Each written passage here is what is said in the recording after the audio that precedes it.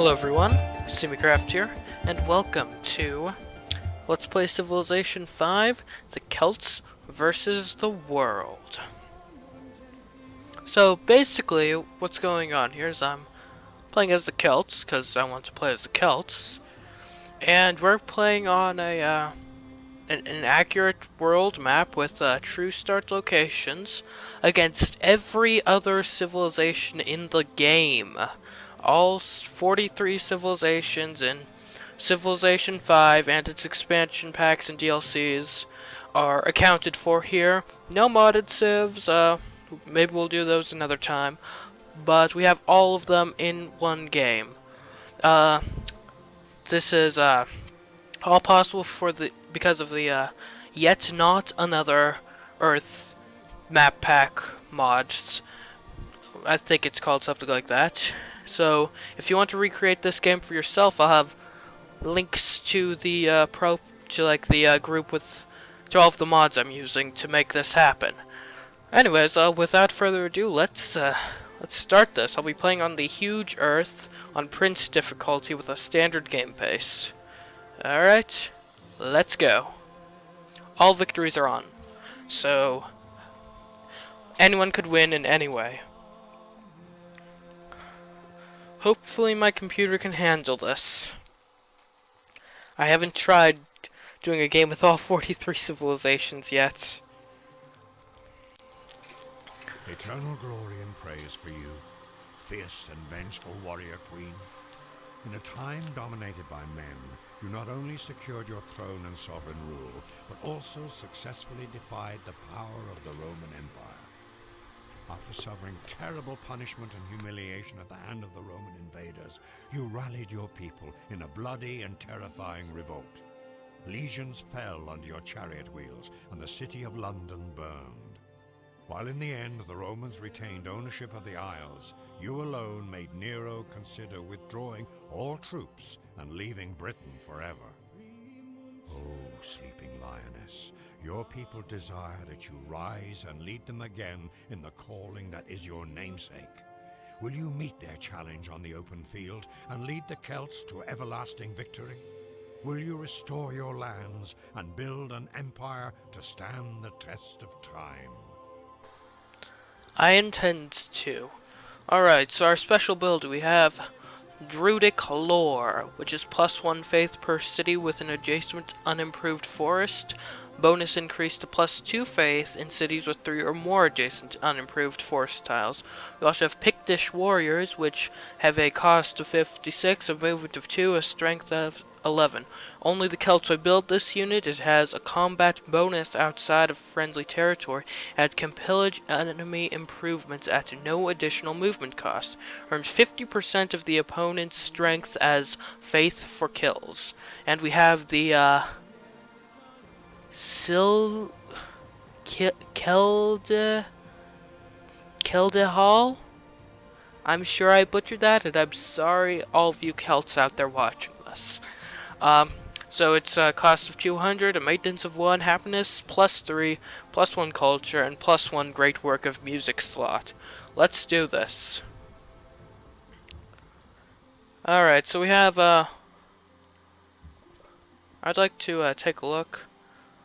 If we settled there, we could potentially get 3 unimproved forests, but we'll settle for the 1 and get started with faith and whatnot immediately.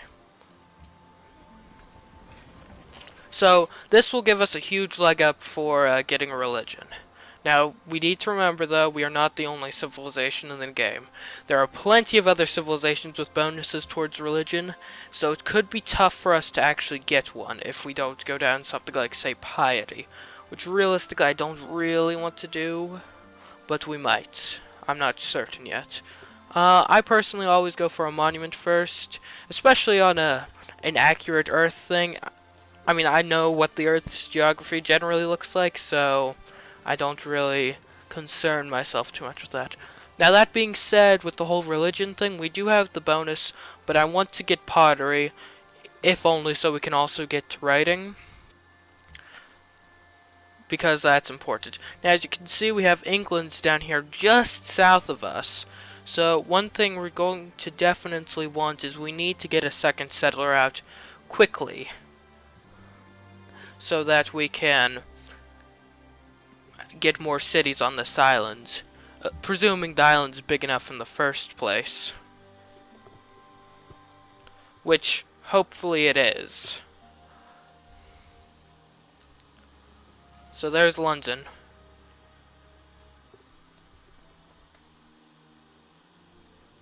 We are pleased to meet you. Good to hear. Now we could declare war right now, but we won't. Yes, so we of course start off very close to England, and the way I see it, this island ain't big enough for the two of us. So our goal is we need to take out England before they get their unique units, because their unique units are really good.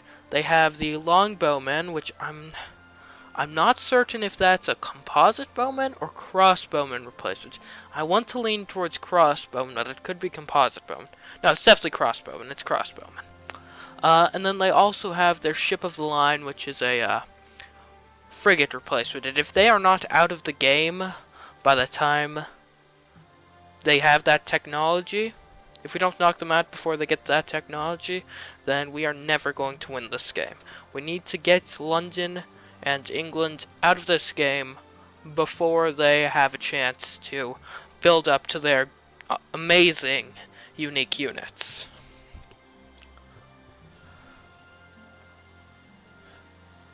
Yes, if we look at social policies, so piety is something I'm considering.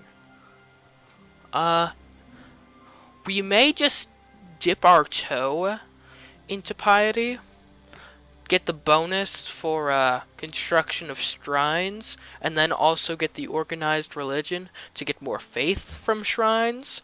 But I don't want to go full piety right away. I feel like that would not be the wisest use of our resources.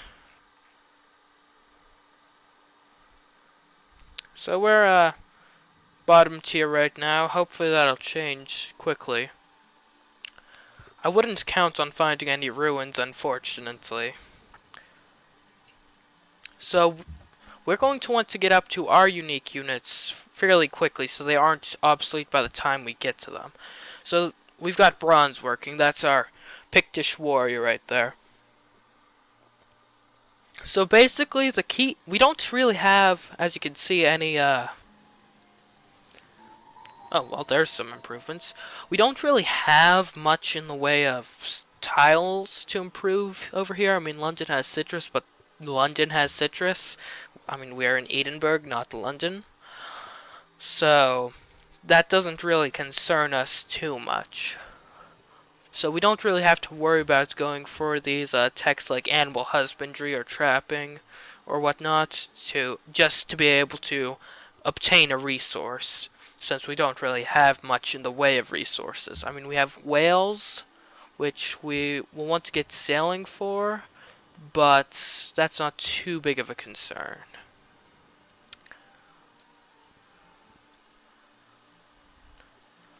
So, yeah. Basically, the key techs I want to get first are, of course, writing. You never want to fall behind in science. Writing is a key tech to get early on. Then we want to go to bronze working so we can get our Pictish warriors, and then up to mathematics. That way we can have siege weapons to attack. And that will also take us through the wheel and archery and stuff, so we'll have our ranged units as well. But we definitely want to get our Pictish warriors. So yeah, I'm not sure if they're actually better than warriors or if they just have that unique ability. Like, I think it's Denmark that has like the worst unique unit ever.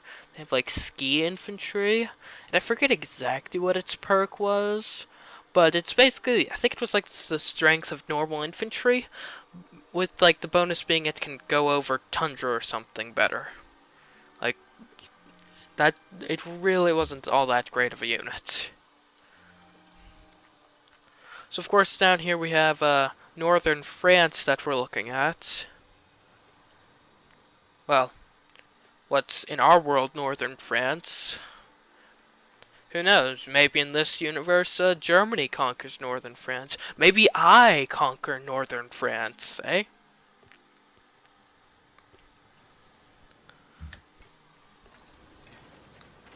I mean, you never know.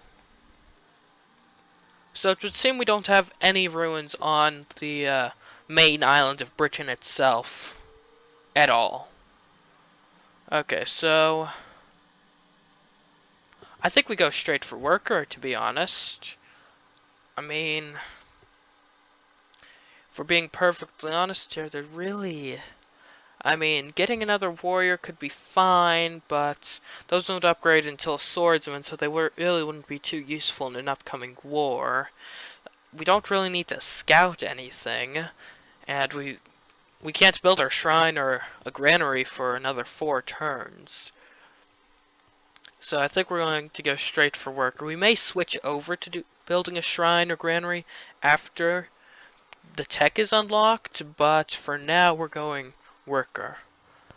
We'll have our social policy in 4 turns, which isn't exactly when we'll be able to start building our shrine, but that'll be good because we'll go for the first policy in Piety. That way we can get our shrine up quicker. I definitely want to try to get a religion, and it can be really hard with this many civilizations because if you'll notice, I mean, there's 43 civilizations in the game, but there's still only 7 religions that can be founded. Now, luckily for us, we're the first one to found a Pantheon, which that is good. So what do we want? What is immediately around Edinburgh? We have forest, hills, and whales. Okay. Plus culture from shrines, that could be good. Plus faith from Tundra Isles. That's a generally good one as well. That could be decent, but we aren't going to be getting fishing boats very soon. We're on an island, so that really hopefully shouldn't apply too much to us in the future. That's not a bad one to get.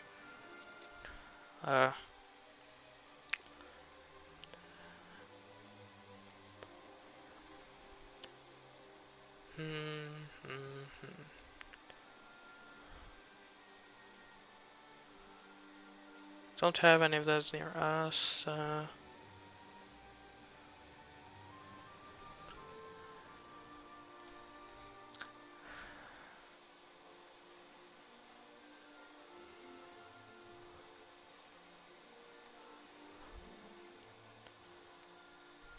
Okay, so there really isn't any belief here that is good specifically for us, so that leaves us to the generally good beliefs. Ancestor worship is not bad, and it could definitely help us get through these early social policies quicker. And it's something that will stack over time because we will also have shrines in our future cities, so that's something to consider. The 10% faster growth rate, that can definitely help as well. Getting our cities to grow faster. Higher population is generally a good thing. Plus production from populations with over 3 people. Not bad, but that won't really help us very much in the near future. God of the Sea, I mean, we have whales, but we have 1 whales. That's not all too helpful. God King isn't bad, but it gives us +1 to all these yields, which can be really good early on in the game. I mean, that right there would increase our science by 25%. But it's really not going to help us much going further. I mean, when we're at turn 100, what is 1 extra production going to do for us in this city? And it's only in the capital, so it's not even like it stacks in other cities. We have, yeah, that's most of it. We could get this, but I'm not really planning on building too many early wonders. I'm really going to more focus on taking London early on. And then there's this one, but I don't know. I don't think that'll help us too much. I mean, there's not really much that appealing over here, so that's not really a priority. Um, I actually think I'll go for ancestor worship. I'm not sure I've really ever done this one before, but let's do it. Unfortunately, there's nothing that'll give us more faith. I was kind of hoping we could get that so we could secure a religion quicker. But that was not an option to us, so we'll just settle with what we can get.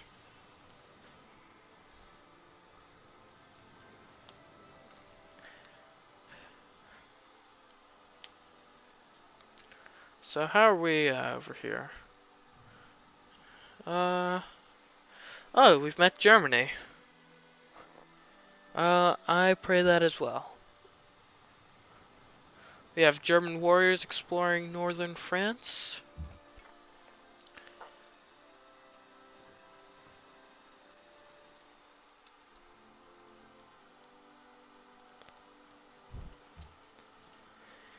Okay.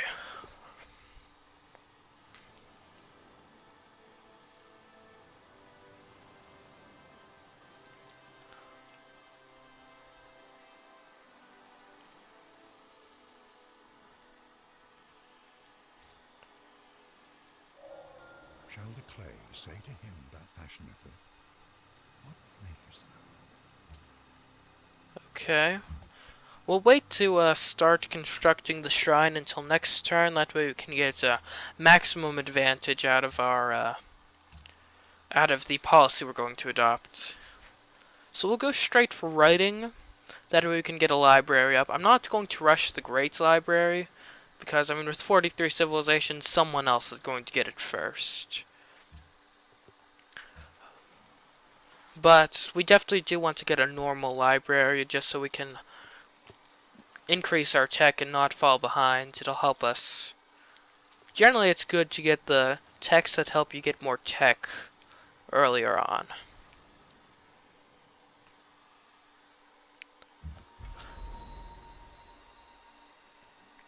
Okay, adopt the policy.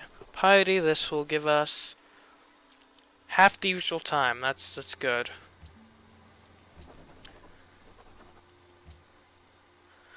Because I definitely think having a religion can definitely be really good for us. I mean, even later in the game. Because there's going to be 7 religions in the entire world.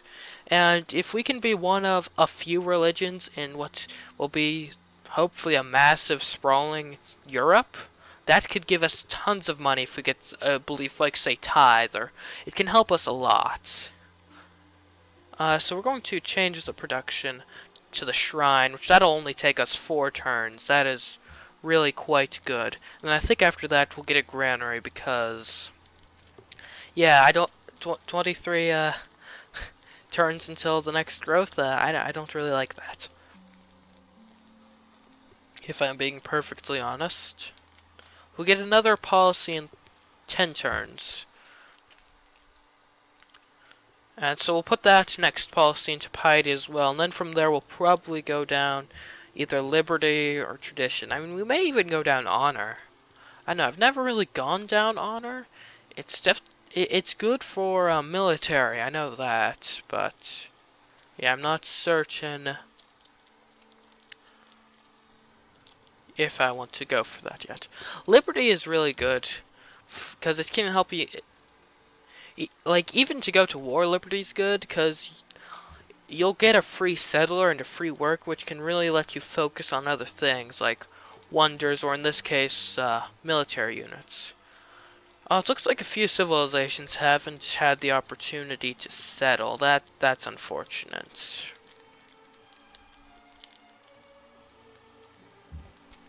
Yeah, it looks like Germany's among them. That is too bad. They may find a spot eventually, but I wouldn't count on it. Well, I mean, might as well see as much of the coast as we possibly can.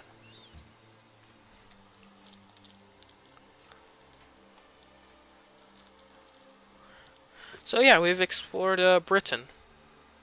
That's good.